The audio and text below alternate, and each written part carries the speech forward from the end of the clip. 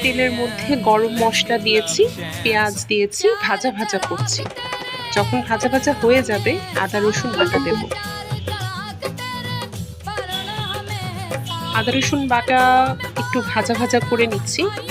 কাঁচা ভাবটা দূর হয়ে গেলে আমি এখানে আগে থেকে ভিজিয়ে রেখেছিলাম গুঁড়ো মশলা, সেগুলো দিয়ে দিয়েছি, নাড়াচাড়া করে নিলাম। এবং নিচে যেন লেগে না যায় সেজন্য আমি অল্প অল্প 1 চা চামচের মতো করে পানি দিয়ে দিয়ে মশলাটা কষাচ্ছি কাঁচা ভাব দূর করে নেওয়ার জন্য। যখন মশলাটা কষানো হয়ে যাবে আমি আগে থেকে হলুদ এবং হালকা লবণ দিয়ে ভেজে রাখা মুরগি দিয়ে দিব। তারপর মুরগিগুলোকে আমি মশলার সাথে মাখিয়ে দমে রেখে আস্তে আস্তে কষাবো এবং কষানো শেষ হলে অল্প একটু ঝোলের জন্য যতটুকু পানি দরকার দিয়ে দিব। এবং আমার মোটামুটি রান্না শেষ।